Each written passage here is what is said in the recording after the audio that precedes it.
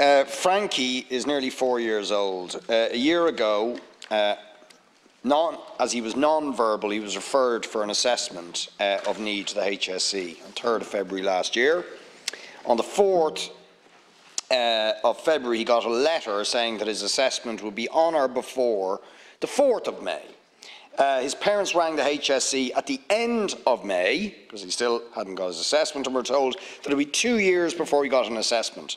Nearly a year later, there are no services for this child who remains non-verbal. His parents made an official complaint via a solicitor. Complaint was upheld. HSE still didn't carry out the assessment. Parents then went to court to compel a report, which they finally received, but it was not done to a high standard and has to be done again. So a year later, the child still has no services or supports. This is just one child, but it's repeated all across the country. A year on, his life chances are being massively impacted by this failure. What can be done about it, Taoiseach? For too long. So just in relation to the individual queries, I'm sure these are very difficult cases, and if deputies want to pass on the details to my office or the relevant minister, we'll try to provide a reply, but it's not really possible in this forum to respond to individual cases, because there's always much more to it than can be put across in a minute or two by a deputy, and we need to know all the facts. Just in relation to the Sauncha Care programme, which is our programme to bring about universal health care in Ireland, it really has three principles. First is affordable health care for everyone.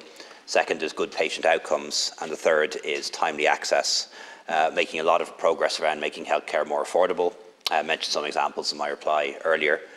Patient outcomes in Ireland are good, much better than in the NHS, for example, which is often used as a model to follow. It definitely isn't.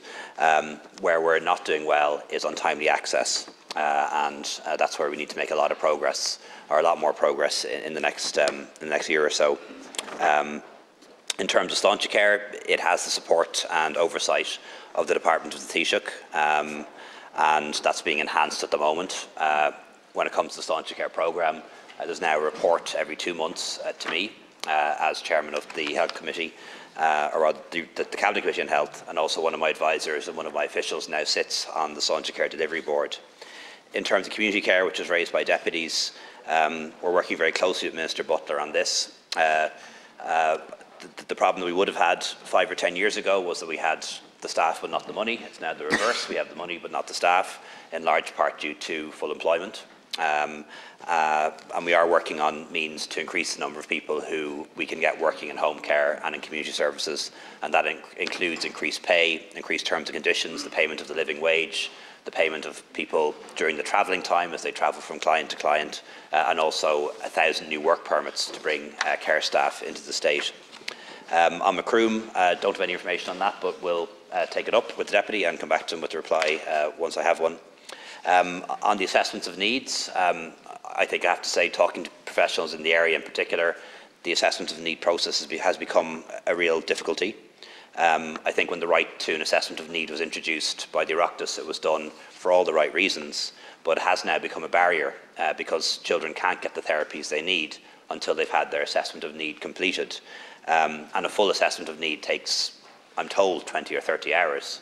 So that's become a barrier in itself. And there was an abridged system brought in that would do shorter assessments of needs, or rolling assessments of needs, and that meant that children were getting the therapies much quicker and waiting lists were coming down, but the court struck that down and said that everyone has to have a full assessment of need.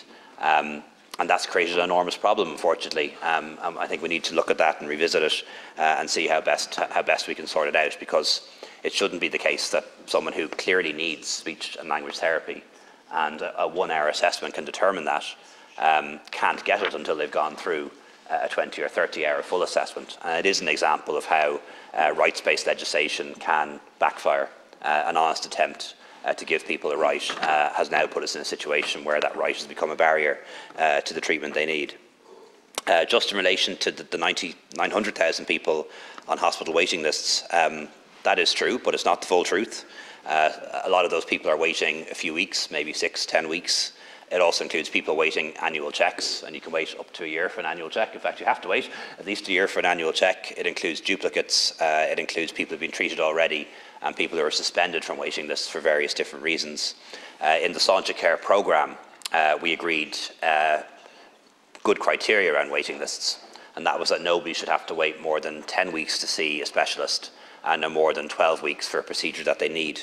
And when you use that figure, there's about 450,000 people waiting longer than they should have to, but that figure has come down. It was actually lower at the end of last year than it was the year before, and there's very few jurisdictions that have seen their waiting times go down.